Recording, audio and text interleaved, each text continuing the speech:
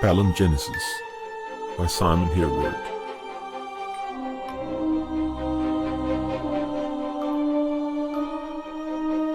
Book 2, Darkening Tide.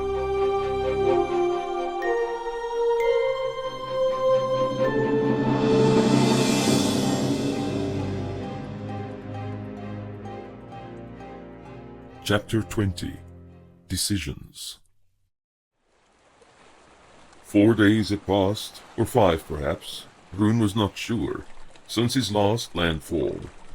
There was no wind, not the slightest stirring of air in this unnatural calm. Soon there would be no more drinking water, certainly before the next day was through. If there was no movement by morning, he ought to start rowing towards the Fenvale shore. He ought to have done it on the first day, only the pointless drifting somehow suited him. There, beyond the horizon, out of sight, Myril was at war, and here upon the mirror sea, immersed in suffocating peace, Rune was at war with himself. He loathed the pale sky, sinking into darkness for its tranquility, its silent acceptance of the failing light. He resented the quiet passage of the boat through untroubled water. He hated the inactivity, and he wanted it. He despised the cocoon of calm in which he so willingly lagged. He remained here, and the tide floated him back and forth, without the prospect of touching shore. There was no shore he wanted to reach, yet his being craved to be free of this false peace, to find a place again like the Isles had been to him. A place where he could make himself believe there was a day of restitution for him also. And so he floated with his turmoil, part of him craving the peace around him, while his mind could not own it as yet. He could not search for a foreign shore when his business here was unfinished. Aethera was dead. There would be no confrontation, no confession, no remorseful tears. Fingor would evade him forever. He would slip away into death before he could be forced to admit his crimes and suffer the consequences. Was this really all he lived for? Rune looked at his shaking hands. He remembered the rage he had felt in that room in Munborg. It was the fury of impotence, a hopeless raving against what could not be altered, neither accepted. Why was he so angry? Everything irritated him. His tainted memories of Aethera, her traitorous brother, and his pathetic attempt at justifying her action. The covetous Fengor, ruthless and deceiving. Byrand, Talon, their scheming with the changing wind. Dregeran the weakling, adding insult to injury. Rasgent, wily and frightened, whose justice reached only as far as his failing sword arm. Karth in these covert dealings, unable to admit his folly. What a fine group they made! Where could he flee to be rid of them? Then, among the many faces parading before his mind's eye, some appeared to make him hesitate. Fricka, loyal and reliable. Johin, passionately faithful. Haldred, who had given him the greatest of all gifts, trust. She had found him truthful, even when his blighted history was so well known. What gift was it that could make her see beyond the slander, the accusations, the judgment passed? And he was a killer. He took lives as easily as others drank their ale. Words, spoken in the fragrant night air of the palace garden in Breck, floated back to him. You do not strike me as a bad man. Later, in that dreary inn, had he not secretly admired her fidelity to her worthless, lecherous husband, felt the urge to protect her, care for her? No, it was beyond foolish. He had trampled that sentiment cycles before, and there would be no pitiful attempt at reviving his withered affection. And Gareth, a ready dupe for Karth's crazed scheme. He cared for the boy, but he did not want to, could not afford to. Such a lapse would erode his hate towards Fengor and Aethera. But the child was not like Fengor, not at all. Could he be blamed for the rotten man who fathered him? Yet he was so willingly stupid.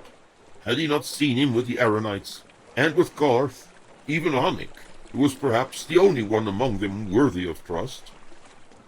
The boy had been so eager to please, it was painful to watch. Not that it mattered now, he had been taken. A deep ache started from his chest, unbidden and unexpected. He stared at his hands again. The anger had strangely dissipated, leaving only, what? Regret? Remorse? He wanted to shrug it off as he had done countless times before. Without meaning to, his hand went to the coin round his neck. The little pup was devoted to him, he knew it. How many times had he not seen the hopeful glance, the sad set of his mouth, pleading for some sign of acceptance? Why was it so important to the boy? He could know very little about his uncle, yet he cared openly and unashamedly for someone who had deliberately forgotten the expression of such things. That was why it really hurt the boy to be cast off. Was it his fault? Did he ask to be doted on, admired, loved? It could not be said that he had encouraged the child, rather the opposite. He had made it clear how he felt about the son of the two people in Myrtle he hated beyond measure. He wanted to explain this to the boy, even while he knew the explanation would be understood and still not regarded. Had he not been betrayed before? Had his so-called father not offered his life to others as a trinket for bargaining? What would motivate him to carry on looking? Was it that Aaronite captain? A good man, kind and fair, who treated him well, and now he supposed his uncle was of the same mold. Bruin became aware of his fingers turning the medallion over and over. He stopped the impulsive motion and stared at it. This was the problem. He should toss it into the sea. Then the memory of the boy would disappear with it. It was not his responsibility. He took it from his neck. The smiling little face appeared before his mind's eye, and he felt again the pang of jealousy as Evrain embraced the beaming child. He rose to his feet, breathing heavily. His voice rose insanely into the dark void. It is my child you stole. It is my brother you murdered. It's my wife you locked away to die. I will find you. I will find you in whatever world you are hiding. Crawl into your grave. I will look for you beyond it. There were voices. Voices on the water. And the stars were 1,000 eyes upon him. All had come to look down on his withered frame. An echo from yesterday reached him. It was the old man's voice. Think hard and deep on what was stolen from you. My life was stolen, he thought. My happiness, my future. My heart was torn out of me. Kale, perhaps you understand something about loss and regret, but you were guilty. I am innocent. Still the words rolled from his memory. You were robbed of purpose. Every dream is shallow now, all power vain, all riches dust, and all love base selfishness. You were cut off from your destiny, and the only motive left is anger. Anger. It was his shield and armor. Without it, he would be a sniveling wreck, looking for the best way to end his life. But there were promises again, tearing away his resolve, promises of trust, of devotion. He could not endure the beckoning of such a hope, despite the absolute need he felt to own it again. How could he open himself to this enticement? He would be struck down once more, double the fool he had been already. I know, the boy had said, that love is stronger than hate. Did he know because his own love had prevailed over the hate he was entitled to feel towards Fengor? Did he still feel that way, now that his love had been betrayed once more? He would not be the fool. The boy was wrong. Look where his pathetic love had led him.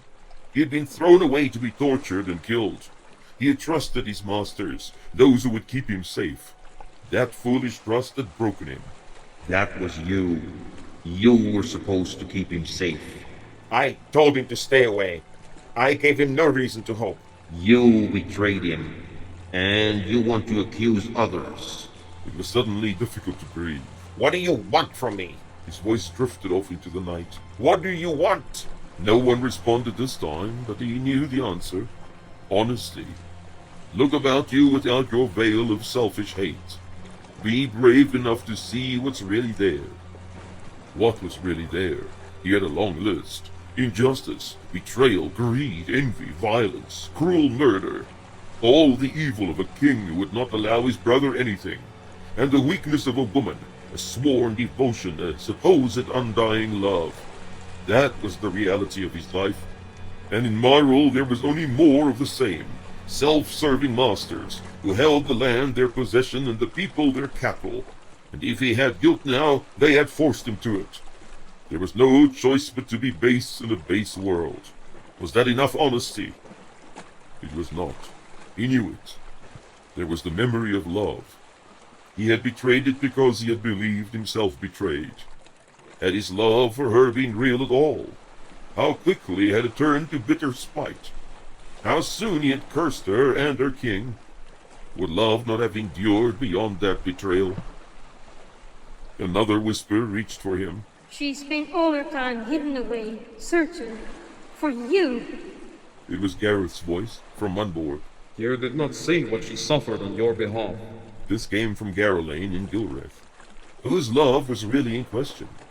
The woman who pined away till Fengor forced her to suicide? Or was it his? What happened in Munborg? Did he not prove himself a traitor to true devotion? Rune shrugged uncomfortably, frightened of his own thoughts. The faces he had conjured up in accusation faded away. He made a half-hearted effort to bring them back, to put forward his argument. But it was no use. His own voice, hoarse with the angry shouting, filled the silence. It is you. You are in the wrong. You are wrong about her. You are terribly wrong about the boy. You are wrong now. He dropped his face into his hands. This is the simple truth. You love her still. You love the boy, and you coldly and deliberately betrayed him for the sake of your empty hate. It was almost enjoyable, the dull ache of regret, drowning all else, all shameful contemplations, all the vivid, potent memories of powerless rage. The deed had been done and could not be taken back. It was final and could not be atoned for. Pain drove out pain. One could not hear the screeching of the crows when the wind was high. He laughed bitterly, mockingly at himself. Would he throw himself into the sea, here and now, suffer the anguish of drowning, just to be rid of the pain of being alive? For a moment he considered it. He had betrayed a trust because he had been betrayed by others. He hated because there were those who hated him. Why did he direct his anger at his brother, when he had now become like Fengor? It was only for himself, his perverse satisfaction, that he would now destroy the man. Even if he were to kill him for an ideal, for just retribution, he ought to perish with the same stroke, having fallen already to the same level of wicked selfishness. This is not what he wanted. Never had it been his desire. Fengor had forced him into this madness, this intolerable rage. He thought back on the cycles of exile. Every woman he had used or slighted had been Aethera. Every man he had hated or killed had been Fengor. Was he a monster now? Wasted, Kael had called him. Tainted. Haldred spoke out of the dark, the noisy tavern in Breck a vague background for her voice. And your dream? He spoke the answer he had then, slowly, forlornly. Vengeance. There was the long pause. He waited for her words. He needed to hear them. It could not have been your first dream. It could not. It was not. And it could not replace his first dream. That was what he wanted now, in all honesty. Not the blood of his vile brother on his blade, but the embrace of his first love. She was gone, the object of that first awakening, but the longing remained, though he had done his utmost to trample it. And even if he could not ignore the attraction he felt towards that Ligurian princess, he knew that what he had done to the boy was the highest betrayal of that dream. Where could one run not to be confronted by one's inherent evil? In the worlds beyond he stood accused, multitudes of bloody fingers pointing at his head, and still as nothing compared with the cold, passionless crime he was fleeing now. Again, it was too late to atone. He would live under the burden of his betrayal for the rest of his days. For a long time, Rune stared up at the stars. He knew they told the stories of great deeds, acts of heroism, base crimes, and betrayals. If his part was written down somewhere, would it not rank with the worst of those above? Did he dare think of Cale with disdain, when his choices had been no better? A strange pressure touched his mind, like an urgent knocking on a faraway door. Fear started on him again, but this time without the immediate loathing that came when he noticed the touch of the art. How amusing that Cale would reach for him when he had the old man in his thoughts already. He decided not to resist. Could Cale not be amazed to feel a response? What are you doing in my mind? Do not shut me out. Please, do not shut me out. It was a different tone to what he had expected. There was nothing of the forceful, mysterious superiority that had so disconcerted him before. Yet it was discomforting to realize that if he could pick up Cale's mood, the old man probably felt his frustration and hopelessness. You know what I think?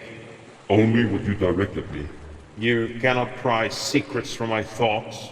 Not unless I have you here with me, and under severe strain. Perhaps then. It was merely a jest. What do you want from me? You must know by now that our agreement is no longer valid. There was a nervous pause. When he felt the meaning again, it was hard to believe it originated from Cale. I have come to beg of you. Yes, beg. I, a great lord, an erstwhile king, a champion of the art, first among the 10, I have need of you. It would have been amusing, even a little shocking, to consider these things as true. None of your words can sway me. You know this. If you have need of me, you are beyond desperation. I know my worth. But you do not. You are a warrior, gifted of Imran beyond any of your age, perhaps of all the ages of my realm. I know of what I speak, and the need is greater than it ever has been. Your people are doomed, and my purpose with them, unless you come alive this hour. It is your destiny. Embrace it. I cannot see what you see. I cannot search for it. Find another for your purpose, and let me float here with the tide. Have you not been a prisoner long enough? Would you pine away for something as superficial as a title in Nuria? Would you still be called prince and be honored and respected by the likes of Fingor and Talon? Have the long cycles in exile not opened your eyes to such frivolities? This was the old Cale, adamant and persuasive, and it was not, for there had never been a pleading tone before. When he did not respond, the old man pressed again. Come up north to the Hand. There is a cove all the way up the Nurian coast, past Eston, where the shore turns back south again. I will have someone waiting for you there. Rune felt the forlorn hope, the desperate honesty. Even here, the masks had been removed at last. I make you no promise. Fengor will be forced to wait for the swarm in Belruth. I will take you to him. You will have your moment of revenge. Rune threw back his head and closed his eyes. He could have laughed if there remained any mirth in him. Was he to be rewarded for his treachery? Did he still want the reward? He had dreamed of nothing else for 13 cycles, and the child had come to sweep away his dark dream. What would he say to Fengor? Would he be able to lift a hand to destroy him? What if that was not enough? He knew it was not. Aethera was dead, and her son too. I do not want to see him. If I come up to you, it will be for other reasons. He felt the astonishment in the old man's mind. It was almost gratifying, the sudden capacity to shock. You do not want to see Fengor? Have you given up on your revenge? It is meaningless. It will not give me one thing I want. You will let him get away with it? He is a dead man, and he achieved nothing with his miserable scheming existence. His actions against me have yielded him nothing. Aethera is dead, and the son she gave him also. If you mean the boy I sent with you, you are mistaken. It was Rune's turn to be surprised. You are telling me he is still alive? He is a prisoner in Lakeside. He came to me when the Queen tried to force his mind. That was 10 days ago. I have not heard from him since, but I would know if he were dead.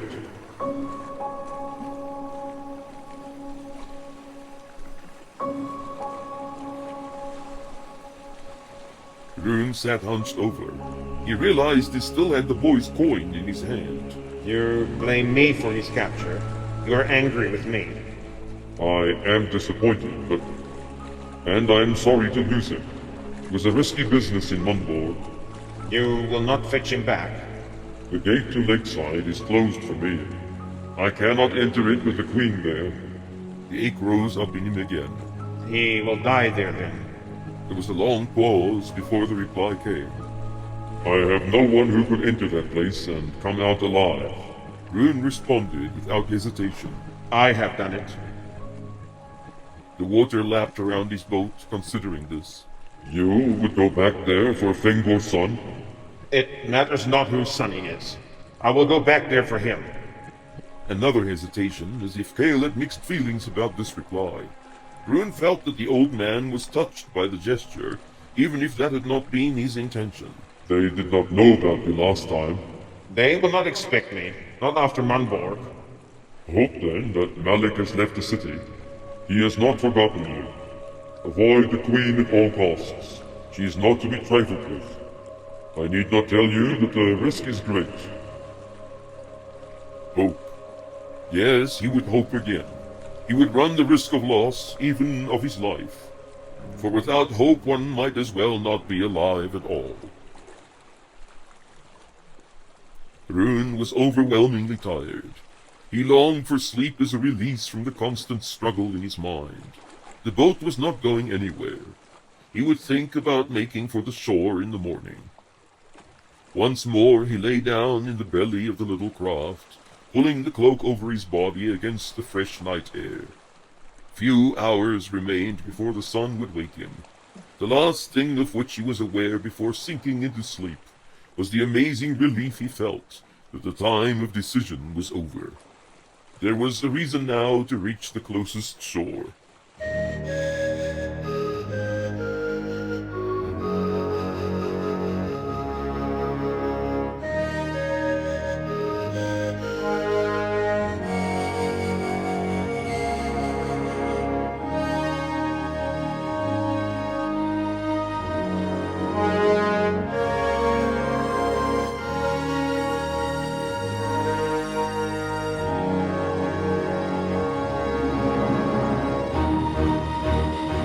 The night was not untroubled as he had hoped. Shortly before sunrise, a figure invaded his dreams, one that he could not ignore. It was Fengor, but he seemed so much older. His beard was flecked with gray, his mouth lined and tired. Even his eyes had sunken away into dark bruises of fatigue. A sad smile wrinkled his hollow cheeks into a furrowed field. Look what I have done, brother. The voice was weak and disembodied, a fluttering of Leafall's dying breath. There was blood on his lips, as if he had slaked his thirst with a cup of it. Look how it has turned out. The sky above was black with acrid clouds of smoke. It was a funeral pyre, a burning for the Queen of Nuria. And tilting away above him was a dead tree, the body of a child suspended in it. The figure that was Fengor smiled wryly. I took her, but she was never mine. He woke to the sounds of seagulls on the steely water. A shudder passed through his frame and through the boat. Rune looked about him with wonderment. There was a stir in the air at last. A swell ran under the boat again. In the east, over the Fenvale coast, the sun was about to rise.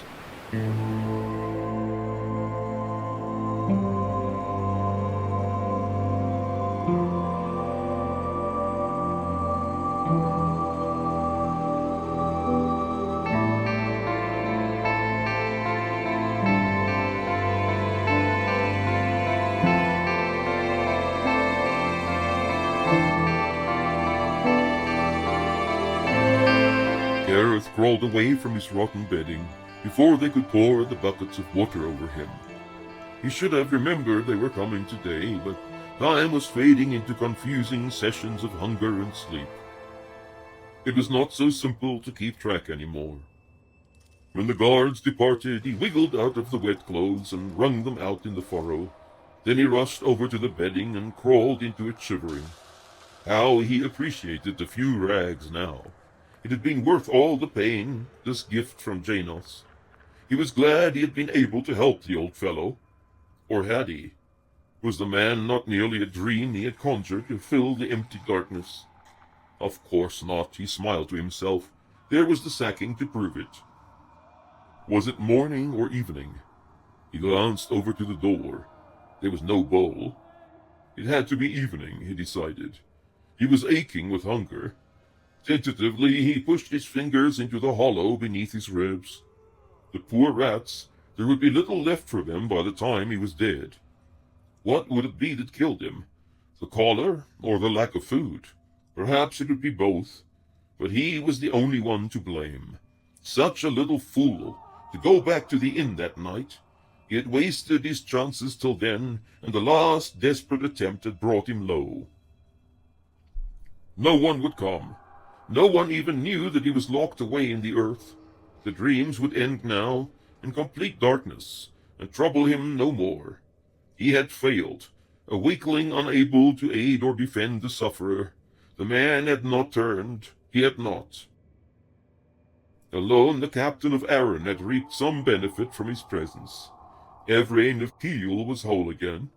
He felt the sun-tide evening breeze on his shoulders like a soothing caress, and heard the gratitude in Lur's voice. They are fine again. Suddenly he sat bolt upright, the cold and discomfort forgotten. Had he been mistaken after all? Had the Aranite been the one in his dream? Would the turning of Evrain contribute to the saving of Nuria? It would, if Arran sided with their former enemies to support them against the evil of Malek. Even as he smiled to himself at the possibility, a strong disappointment settled in his chest. It was little comfort, after all, to succeed in one's purpose, if that purpose could not include one's deepest longing. His heavy sigh floated up the damp walls. He did not want to be cast away to die in this cave, not knowing why he had been abandoned. He would live a little longer. Perchance more dreams would bring an explanation. Turik's men were late in assembling. Though he chafed at the delays in the forming up of his improvised army, the new king did not harbor illusions about the quality of these raw recruits. He knew well why the marching was uncoordinated and the formations badly set. There were not enough sergeants with the regular force to control such numbers of new men. Today he would have to choose his words with care. He could not risk an armed confrontation of any kind with the Nurians. The opposing armies might be evenly matched in numbers, but Ligurians would never be able to stand up to a force containing Nurians, let alone a well-trained host such as confronted him now. In combat, the greater part of his men would break within moments of the first clash. The only thing counting in his favor was that Fengor was not aware of this. The Nurian king was wary. He had not crossed over into Ligurium as yet, though he had stated in his ultimatum that he would invade on the second day of Genesis. The sight of the Ligurian camp had made him hesitate. It was a good sign. The opportunity for negotiation was not lost. Or it could simply be that his agents were hard at work in the cities of his neighbor, spreading the seditious lies with which he had threatened Turik in his letter. Did he hope the men under the king's command would desert? Was that an additional bargaining card he meant to put on the table? The messengers arrived in the afternoon. He could see that they were duly impressed with his assembled force. It was a good thing the marching had been completed by then. Any fool would have noticed the disorderly movements, the lack of equipment before. Fengor wanted the meeting to take place in store, but he would have none of it. A pavilion would be erected halfway between the Ligurian camp and the Darkweed, on his side of the river. One party could no longer trust the other, and he knew well that an assassination would hand Fengor the kingdom immediately. The negotiations would take place almost within bowshot of his army, or not at all. The men argued, grew angry even, but he would not budge. It was good to show a little strength of will before taking one's seat at the table. He had little enough in his favor. In the end, a grudging accord was reached. In the morning, the king of Nuria would be available for a conference to clear up the obvious misunderstanding. The old crow Talon accompanied Fengor across the river, as did the young upstart prince. It was going to be an interesting day. In front of Store, the Nurian host had also formed up. It was smaller than he had anticipated, an encouraging sight. There was a definite lack of enthusiasm on the Nurian side for an invasion of their former allies' territory. The force could not number above 6,000 or 7,000. He had assembled 9,500. No wonder the king reconsidered. It was still cold when they entered the open-sided structure. Each king had a retinue of only 3 men, including his bodyguard. The parties both carried weapons. Turik had picked the best fighters in his force to accompany him. He was wary of Nurians and their blades. It was a relief that one of the 4 enemies across the table was an old man. The guards, Fengor's 1 and Turik's 3, sat down a distance away. It would not do for them to hear what their lieges had to say at this table. There were stiff nods in greeting, with no pretense of geniality from either side. Talon spoke first in his formal voice, declaring the negotiations open, and reminding both parties that what was said here would be kept in confidence. It was an empty assurance, since threats had been made already to divulge information regarding their secret dealings of the past. Turik listened with a wry smile on his face. At the end of the little speech he shook his head. He went on to the attack immediately. You will excuse me, of course, when I say that it is not easy for me to trust the slightest promise from your side. Hard experience has taught me to be cautious. The king of Nuria's eyes flared with temper. Good old Fengor. One could always be sure of his instant anger. We are not here to play with words. You will listen to our terms. You will accept them or suffer the consequences. There is little enough trust a man like you can bring to this table. We know what you have done to gain your crown. Turik put on a pained expression. It did not take much feigning. He remembered all too well the shock when he had found out about the Nurian duplicity. You intended only to use me, to rip the kingdom from my hands once you had put out that sot of a Trigoran. Talon spoke now, dry and calm, as was his custom. Do not presume to fly any higher than your wings will carry you. Your role in this ploy was well executed. Be content with what you are offered. It stands to reason that you would not have worked quite so hard if you had not been convinced the crown would be yours to keep. That was why we led you to believe it. That was why you deceived me. And now you expect me to smile and shake your hands and say how grateful I am. Be content, I said. We can be rid of you with little more trouble. Ligerium cannot resist the force we have across the river. That we would avoid the shedding of blood between nations that are supposed to have an agreement. Turik rose to his feet in a dramatic gesture. I will not have it. You cannot hope to hold onto Ligerium by conquest. And do not presume that a single man will fight for you against Aaron. You are mad to have crossed me. Lucain held up both his hands. We did not cross you. Turik gave him no opportunity. Silence, you snake. I see past your honeyed words. Turik, Fengor was on his feet too. I know what game you are playing. You can stop pretending to be the injured party. There was a nod from Talon, and he continued. I want control of Ligerium. If you are willing to rule it in my name, so be it. If not, I will crush you this day and find another. A slow smile spread over the Count's face, though his eyes remained cold. You think it'll be that easy? This was the moment. Either his bluff would work, or the Nurians would challenge it and rip away his advantage. Yet he had not missed the shift in Fengor's offer. Was he to remain king in Ligerium? He remembered the stipulations of the ultimatum, according to which he would only retain his title as Count, as well as the rule over Aruis. Lucain's face had set in anger. He was the first to reply. It might be easier than you suppose. All we have to do is tell them what you've been up to. Turik felt the prickling go up his spine. He would have to be careful now. Do you think I will allow you the opportunity? I would rather inform them about the treacherous dealings of our gallant allies, and before the day is through you will have lost the hearts of Ligerians forever, even if you prevail in battle. Talon raised his hands. Please, take your seats. He waited till the men sat down before continuing. We do not want a battle here today. It would be a needless waste of strength for both our nations. We are here only to set the conditions under which you will serve in the new alliance. So, now you want me to serve, when we already had an agreement. What made you think I would not serve under the old conditions? Why would I break the alliance with Nuria? The three Nurians looked at one another. Fingor was the first to speak. We need more than an alliance. We need direct control of the Ligurian host. Turic was beginning to realize the truth. The war with Aaron would be different to the ones before. Fingor meant to conquer and occupy the western lands. He wanted to rule over the Aaronites also. Ligurians are to bear the brunt of the fighting again.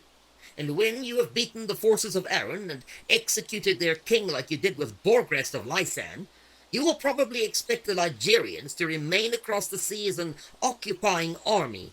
In short, we are to do your dirty work. Lucane spoke up again. You need not concern yourself with the grand strategy of your overlords, Count. You will have your ceremonial position.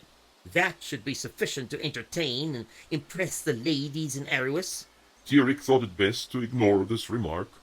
If the young prince thought he could confuse the issue that easily, he was mistaken. He looked directly at Fingor when he spoke again. It was our men who bled in the Tristwood. I know what we agreed upon, but Nuria has made no sacrifices. The men outside had raised to their feet, staring back in the direction of the Ligurian host. Something was happening in the camp. Turic stopped in mid-sentence, glaring at them. Fingor looked up in alarm. There was to be no approaches made from either camp during the negotiations. What was Turic up to? Would he have the nerve to betray them like this? There was a stir among the Ligurian soldiers. Men were breaking ranks and huddling in groups.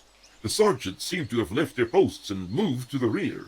A man was running from the direction of the camp towards the pavilion. Turic and the Nurians moved outside their pavilion to see what was happening. Fingor kept glancing back towards his lines drawn up in front of Stor. His voice was nervous. What is this? Lucane had drawn his own conclusions. There could be only one explanation for the sudden activity. He spat out his anger at Turic.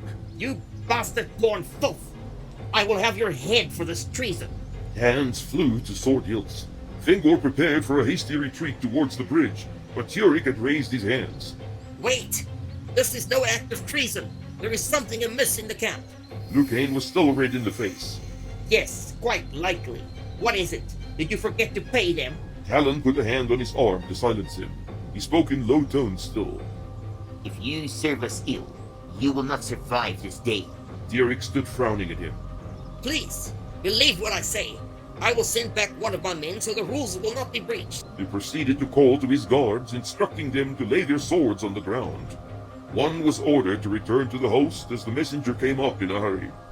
The negotiators could all see immediately that something of extreme significance had occurred. The man was wide-eyed with shock, speaking incoherently at first. Turic had him catch his breath and order his thoughts. Fingor stood closer, impatiently. What news? What could be serious enough to interrupt us here? The messenger bowed to both kings in turn. Sires, the gravest of tidings. A man came in from Amneswood moments ago, worn out from running. Hajirium is under attack from forces unknown. There are too many to put a number to them. It is the scourge of antiquity. The four men stared at him in puzzlement. Fengor had smiled at first at the mention of an attack, believing it to be the work of Captain Melvor as he had been instructed. This would have tilted matters in their favor at the table, but the good captain would not have a large force at his disposal. It had to be a trick of some sort. A swarm. He shook his head. Turic, I would have thought you capable of better fabrications than that. The count waved at him as if he was an annoying insect. Fabrications be damned! This is no time for your games and trickery! He turned back to the messenger. The city has fallen. Where are they heading? I know not, sire. The city has been overrun when the man left there. He said the scourge did not linger, but we're coming behind and spreading out in all directions. We have to prepare ourselves for battle, sire. Turic turned away from the Nurians in bewilderment. It was hard to believe what he had heard, but he could not afford to ignore it. Was it possible that this could be a trick? Had Fengor sent that messenger, an agent perhaps, to distract and confuse them? Have the host face about to be attacked in the rear? He glanced nervously at the Nurian forces across the river. There were no signs of activity. What was he to do? He spun round on his heel to face them again. He looked at each in turn, trying to gauge what they were thinking. Turik could read nothing but suspicion in their expressions. He singled Fingor out. If this is a trick, I will have you know that I will survive this day to face you again. I will side with your enemies till the day you are overthrown. Talon had made up his mind. There is no trick here of our making, Turik. Fingor, it appears we have all been used. The other three turned shocked glances in his direction. Fingor spoke for them. Used? By whom? Turik closed his eyes. Too late. It was far too late. And here they were, each man with his clever scheme, betraying one another in an endless, unprofitable game, while the master schemer had them blind to actual events. Oddly, a picture of Vengus appeared before his mind's eye. It was a memory of that evening he had cornered Haldred in the great hall in Erebus. Something of the man's pained look as he had rudely taken his leave still lingered. Was it all true, then? Was Malik the instigator of the scourge? Had Vengus been right all along? Malik Julian used us. His voice was flat, defeated. He is the one person trusted by all of us present here. No doubt he is laughing at us now, squabbling over who betrayed who, when he has betrayed us all. There was a smile on his face now. We are dead men. Fangor looked at him as if he had gone insane. What madness are you spitting? How can Malik have anything to do with the swarm? He suffers from its deprivations as we do. Besides, our forces are gathered in this place. We might still stand against the scourge and win. Turik actually laughed at this. You are a more simple man than I suspected. Form up your army. Bring them across the river, but if I were you, I would hide behind the walls of the strongest city I could find. He shrugged. Not that it matters now. The messenger spoke again, urgently. Sire, the horde was not half an hour behind. We have to act quickly. The king of Ligerium seemed quite calm as he turned back to his guests. Well, I bid you a good day, my former fellow conspirators. May we have the good fortune to renew our discussions under more favorable circumstances. I'm afraid there may not be much left for us to bargain over. He bowed to them, called his guards, and set off towards his restive host. Fengor stood staring after his retreating figure. His voice was low. What do you make of it? Is this some sort of ploy? Talon slowly shook his head. If it is, it will not work to his advantage. He will allow us to cross the river without resistance. We will have our entire force on Ligerian soil without striking a blow. This fact alone convinces me that he is not playing a trick on us. What do you suggest? The old quester touched his chin. We have a better chance at stopping this scourge if we combine with the Ligerians. Send Lucane back to take charge of the city and organize a militia. We will bring the host across the bridge immediately. Lucane protested, but had to admit that someone was needed to intimidate the Count of Store into arming his citizens as swiftly as possible. He was placated into filling this role only when Fengor instructed him to bring a body of militia to their aid as soon as he had them ready. Orders were issued rapidly once they gained their own ranks again. The surprised men of Nuria at first believed the negotiations had failed utterly, and that they would have to stand against their neighbors after all. Yet the rumor of another host approaching quickly spread through the force, and it was as allies once more that they marched into Ligerium. The first line had hardly crossed over when the sounds of shouting could be heard from the Ligerians. There were shouts now on the city walls also. Fengor took his men forward in a run. He had to move out of the river valley and gain the high ground beyond where the Ligerians were about to engage the as yet invisible enemy. The Royal Nurian Guardsmen, in their scarlet and gold surcoats, were in the lead. Only 100 strong, they were the pride of his host. He would keep them in reserve till there was no other way to gain victory. The sergeant shouted and swore to keep their men in formation.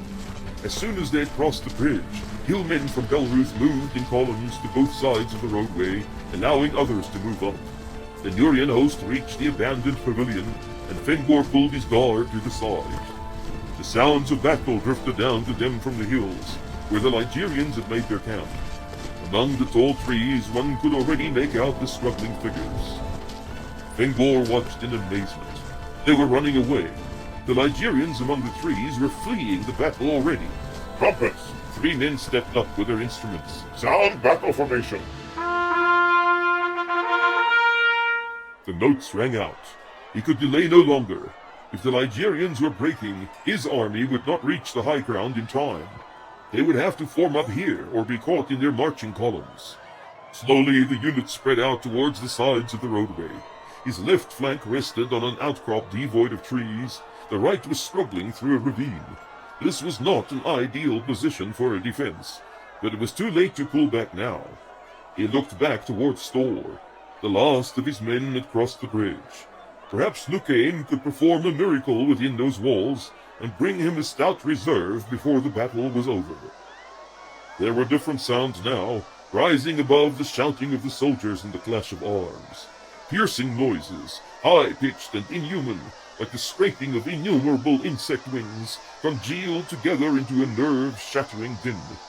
Men were running downhill towards their lines, overwhelmed by sheer panic, leaving behind their weapons and shields, blindly staring ahead of them as if they could no longer even risk a glance to the side. The Nurian sergeants shouted to them in an attempt to halt the flight, but they passed through the ranks screaming to the men still in formation to flee while they could, their voices wild and crazy. Even Fingor was touched by the sight of them. For a moment he considered giving the order to retire to the city, but he knew it was too late. The army of Nuria would stand or fall where they were. The rush of swarmlings had topped their eyes ahead. Whatever had stood in their way had disintegrated. Fingor could no longer make out a single fighting Ligurian. They were either being overwhelmed or running away. More than 9,000 men had been plowed under in moments. Where was Turic? Foreign creatures were funneling down the roadway in long, loping strides. Some were taller than a man, sending out a barking call that appeared to influence the others. For the most part, they used the right arm to aid their running, keeping the left folded tight to their sides. They noticed the barrier of shields in their way. Fingor watched in astonishment as the swarmlings peeled off to both sides. Their maneuver had the appearance of a formation to match the army confronting them. With their superior numbers, there was a real danger that both the Nurian flanks would be enveloped. His force would be surrounded and attacked from both sides and the rear.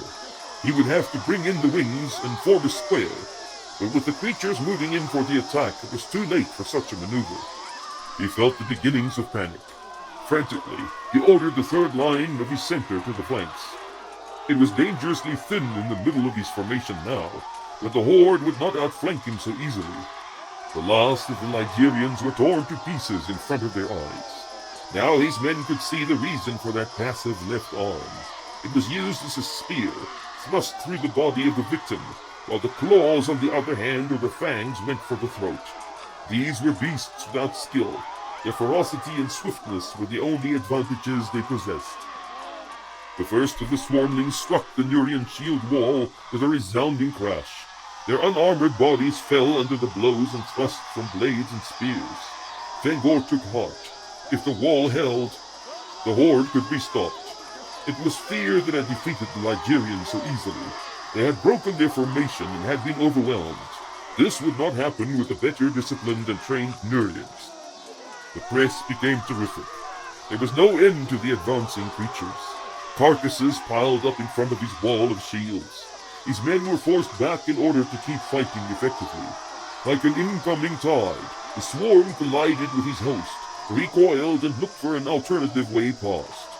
Huge numbers spread out from the roadway in both directions towards his flanks. Fingor watched the closing of these gigantic pincers. He would have to pull back his flanks or see them turned. Trumpets called them in, but there were already creatures behind, milling towards the bridge and the city beyond. Quickly, he motioned the sergeant towards him. Take 20 guardsmen and fall back on the bridge. Hold it at all costs. That was the place, he realized, where the stand ought to have been made. His archers could have caused havoc while the best of his fighters kept the beasts on the far side of the river. He had misjudged the situation. If only he had had more information, The difficult spot he was in could have been avoided. Fengor suddenly felt the truth of Turik's accusations settle in his mind. They were completely unprepared for the onslaught of the scourge. If Malik had indeed been their ally, would he not have warned them of its coming? What of Malvor and Breck? If the creatures had reached this far, there could be little left of Lysan. Talon shouted in his ear to be heard above the noise. We will have to move. They are going to encircle us and cut us off. Fengor realized this also, but a slow retreat was out of the question. It would take but 1 or 2 men to panic, and the howling hordes would break their formation. If anything, he would have to try and push them back. The left flank seemed to be well secured on their little hilltop. Perhaps. He turned to the guardsmen who were still waiting in reserve. Men, clear me a way to that hill. The shouts went up. The blades were drawn and ready. Trumpets sounded the advance.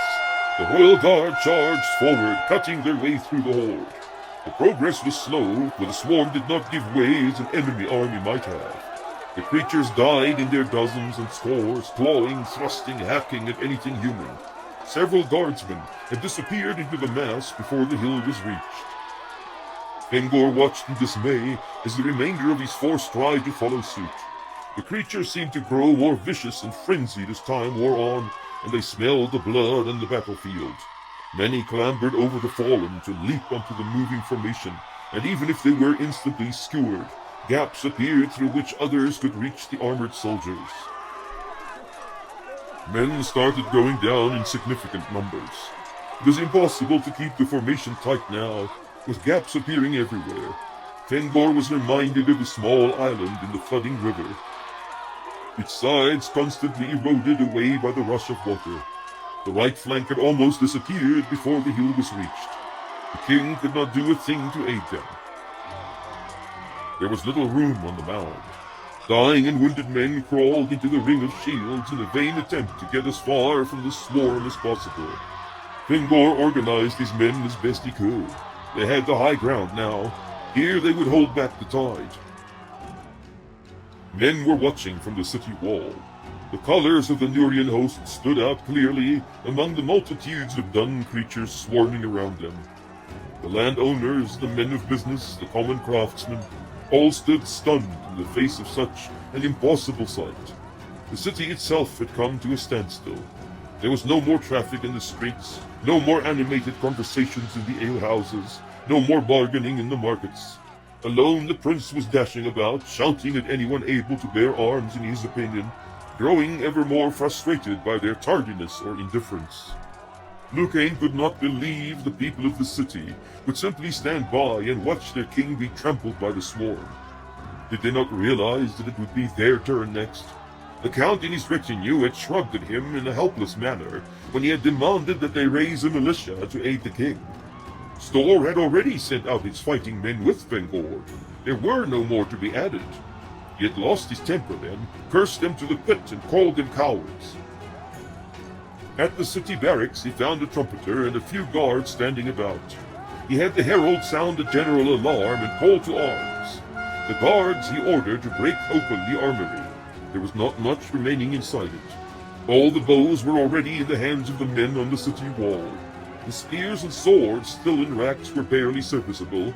They would have to do if he could get men to use them. There was a response to his summons, better and worse than he had hoped for. Perhaps 200 men came down from the walls, inspired by the sight of so many creatures outside. But physically they were not in good shape, having last handled sword or spear many cycles before. Lucain could not afford to wait for more. These men, perhaps, could hold the bridge while he took the guardsmen there back to the main body. He had done what he could. The weapons had been distributed to his militia, when an old stooped figure dressed in ratty robes came marching through the barrack gates. He walked right up to Lucain with a vigor not befitting his obvious extreme age. When he spoke, all the eyes turned to look at him. Prince, make haste, or you will not see your father alive again. Lucain felt a touch of anger, but it faded abruptly. Are you here to join us, old man, or to waste our time? He might as well not have spoken. The man continued in an authoritative tone. I will clear the way for you. If we hurry, we may yet bring the king back into the city. You will clear the way. Who are you? My name is Willen. I have not forgotten what made us great in the past. Stay behind me if you want to live out the day, and bring our men swiftly onto the field. He turned away without waiting for a response. Lucain charged after him with a militia on his heels. A uniformed guard met them just outside the gate, his face red with excitement. The battle goes ill, Prince Lucain. The host is cut off from the city. The men were running as swiftly as their various conditions allowed. Lucain reached the city gate well ahead of them all. Willen waited there. Prince, bring torches and oil. Once we are back over the bridge, it will have to be burned. Lucain realized the truth of what he was told, but could not react directly. Before him was a seething mass of blood-mad beasts, with no sign of a soldier anywhere, except for the 10 or 12 guardsmen still holding the bridge. Even these would be overwhelmed shortly. The old man crossed over, shouting to the guards to get out of the way.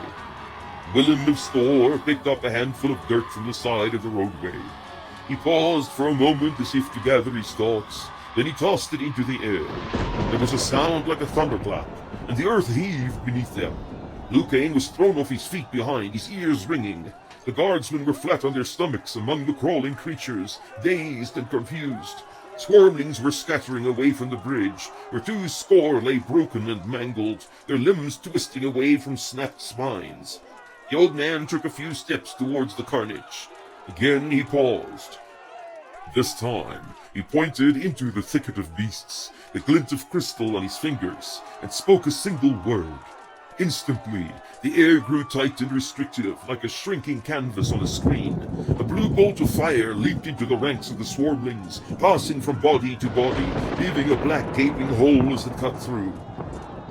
The horde gave way before him grudgingly, turning to snarl again as soon as he passed by. The stench of the singed corpses flowed in his wake. The march towards the beleaguered hilltop by this single stooped man was an unprecedented display of power. The people on the city walls, stunned into silence, found their voices again. They urged him on, this impossible champion, to reach the failing lines of their army.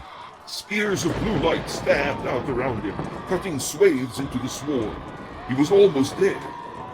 His breath was coming quickly now, his step was slow. The earth and sky bulged in crazy patterns of possibility. The frame he was in could not last. There was a stirring on the hill. The men were shouting too, having seen help approaching from the city. Perhaps they could escape the horror yet.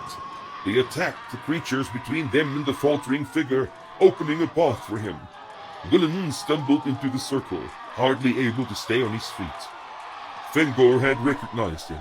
Something had stirred in him that day when the old man from Store had marched into his palace to pronounce his doom. Something of the man's art had touched the king then, though he would not admit it. Today he remembered that touch. Willen stood before him again, a man whose life he had sought, an openly declared enemy of the king. Why would he side with him now? It will take more than your art to save us now, old one. Willen grimaced in pain. Yes, king. It will take your art as well. The pity you have betrayed it and passed laws to destroy it. I am the one betrayed. I merely upheld what I was taught, and my father before me. Willen laughed scornfully. Ha! If you claim to uphold tradition, why do you not go back all the way to the beginning? The father of your people practices the art still. Where did you get this new way of yours? Talon stepped forward, but held his peace in the end. He had been wrong in so many things, it would be futile to express a worthless opinion. Yes, they needed the art. In the face of the swarm, there was no argument about it. Willen spoke again. I am not here to pass judgment on your actions, king. That was done in Belruth. You can save your life if you fight your way back to the city. Fengor looked about him at the sea of creatures. Do you think the city wall will keep back this time? It will last longer than the shield wall on this hilltop. You may have opportunity to slip away to Belruth ahead of the swarm. There you may prepare your final stand and send for help to Gilreth. Fengor shook his head. To that treacherous whoreson. If he were here today, we would not be in this mess. The old man waved a hand to shut him up. Keep the recriminations for the victory feast. The beasts are scattered and wary. This will not last long. We have to move now. Again the king shook his head. There are too many wounded. The men are worn out. Take the ones you can move and go. The wounded will perish whether you stay or not. And you? I am fading away. My remaining days in Myrtle are few. It matters not if this be my last. Even as he spoke, the swarmlings closed in about the hilltop once more. The screaming bark of the leaders could be heard on all sides. Another rush was underway.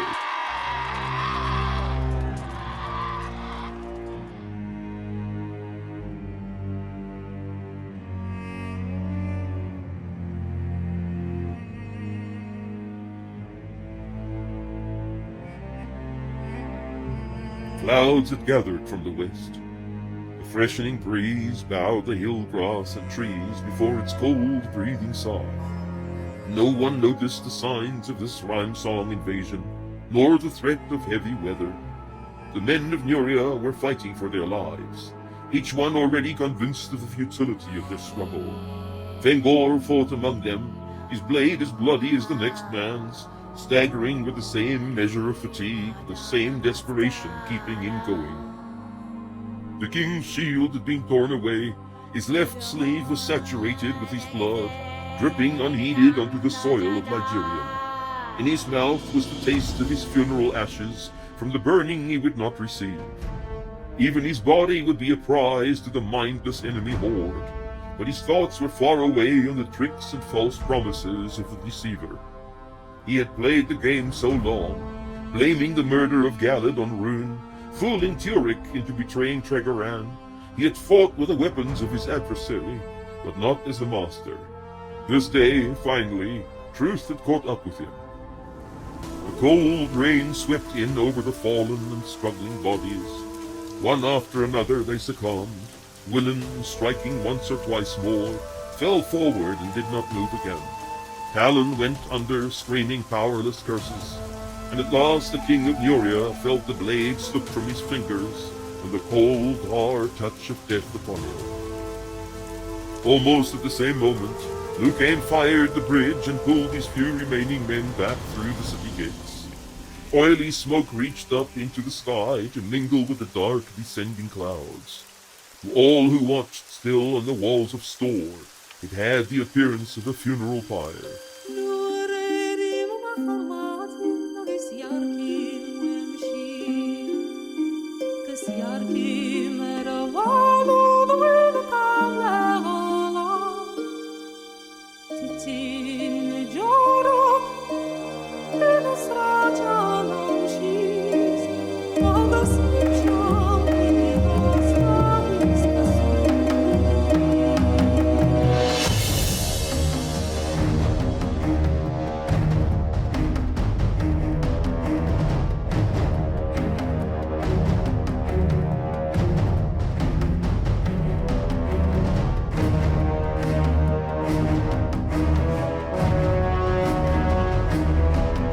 Ranald did not waste time with negotiations. His demands were simple. The Giri were to disarm and march back to the southern coast without delay. Scouts from Arryn would accompany them and report back to the king at regular intervals. Any sign of foul play, and he would return with his host to wipe them out. 1,000 warriors would remain as hostages till confirmation had reached the king that the beaten enemy force had left his shores.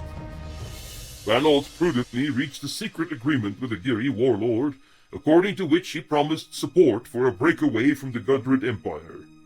The Giri considered themselves culturally superior to the Reithu or Amul tribes, and had smarted under the yoke of their numerically superior neighbors.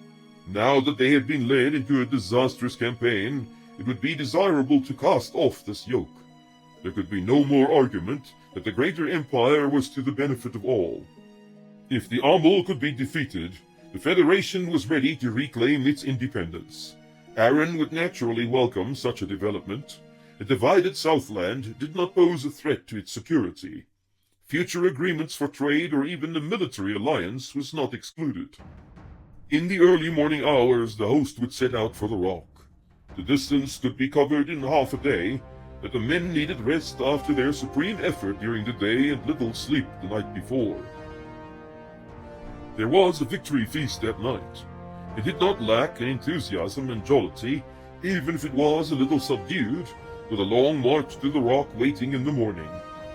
Exceptional deeds were recounted and honored. The minstrels aired the first strains of odes that would become more and more refined as time wore on. Much was made of their dark-skinned allies from Heron-Inrath. Most every man in the Aranite host had witnessed the brave and skillful assault on the Amul that had ended the battle so swiftly and decisively in their favor.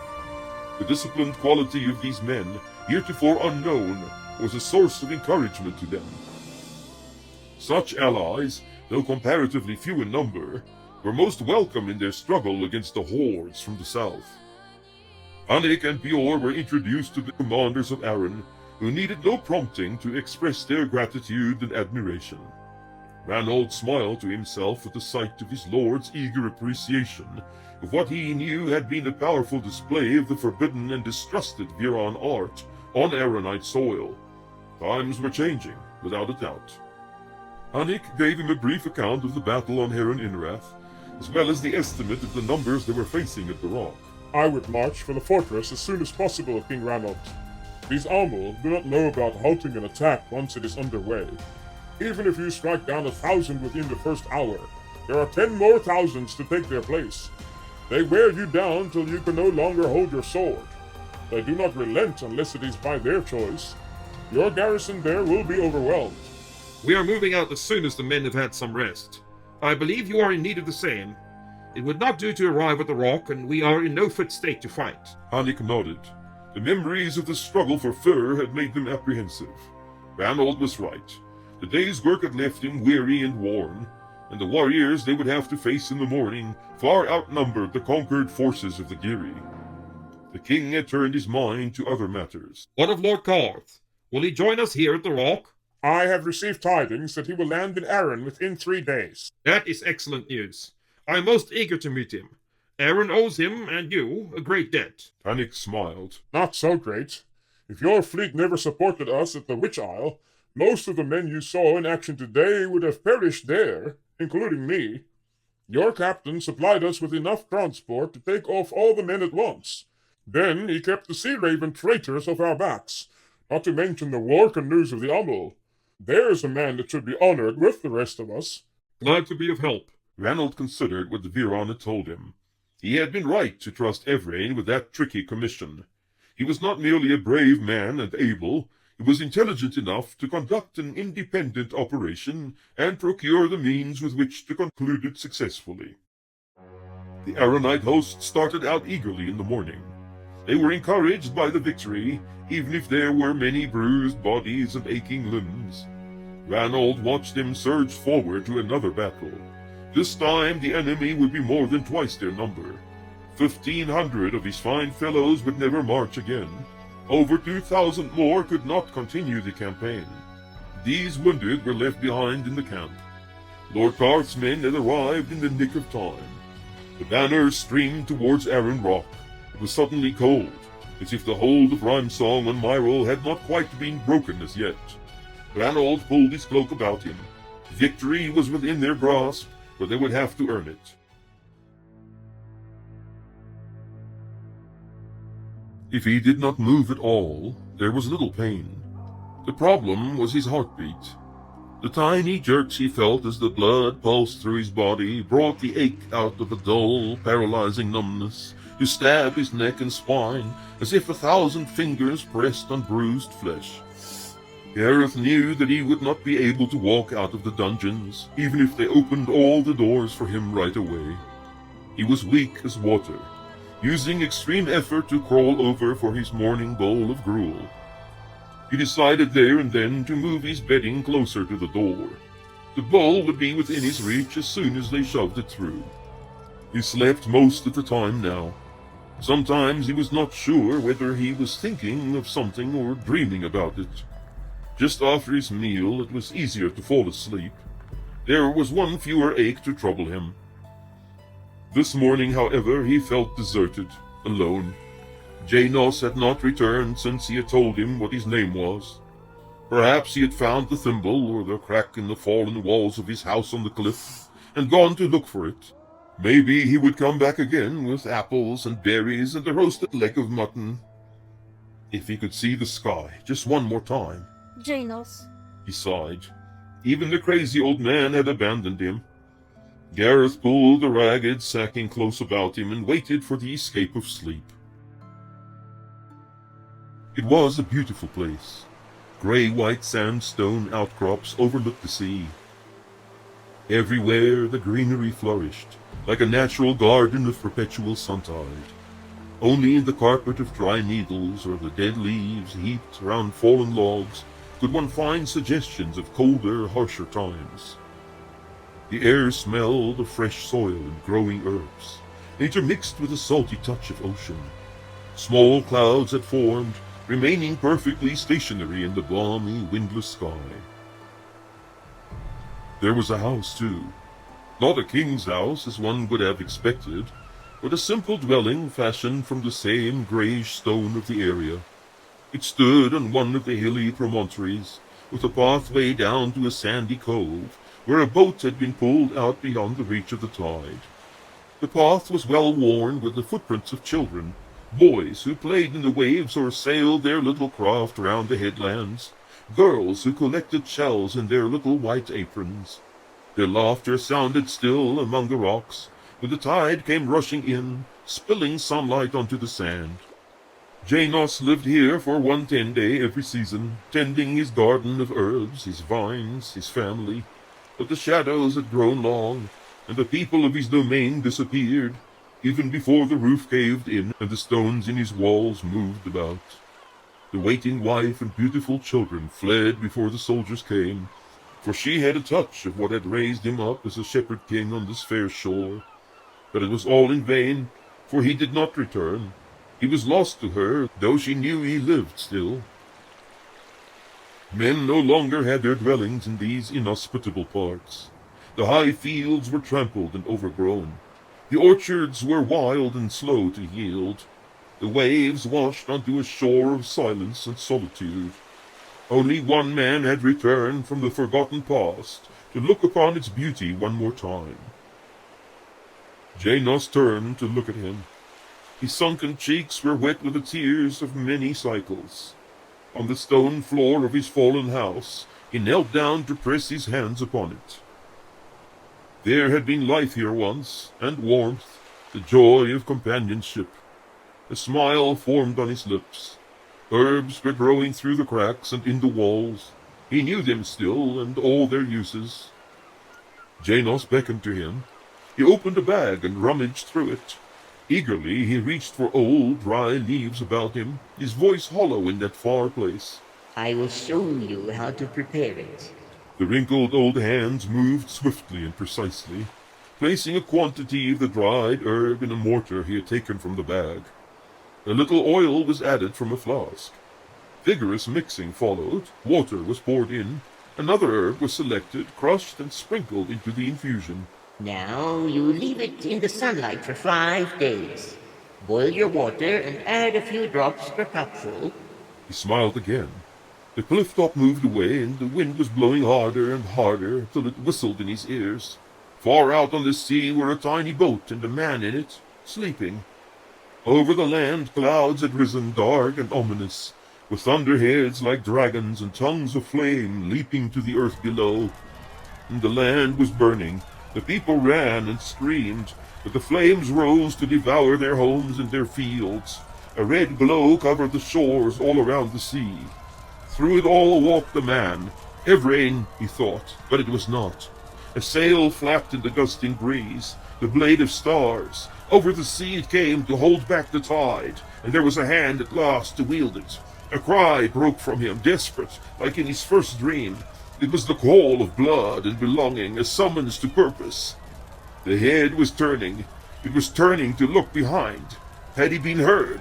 Gareth held his breath. In his chest the longing burned beyond measure or control. He knew then whose face the man would wear. It was cold and dark when he opened his eyes. He pressed trembling hands to his temples. It was a dream, just a dream. Even if his heart was hammering too quickly, and the pain flowed up and down his body, there was no certainty to what he had seen. But there was hope. It had not been in vain. All the struggling and difficulties, if only the dream were true. He remembered the old man who had beckoned him into it. How sad it was to gain one's freedom, only to find the reason for having it long gone. They had kept him here and done something to make him forget his name, his home, his wife and children. He had been lost among the tunnels and dungeons of Nunmerik. Even with all the art he possessed, there was no way to escape.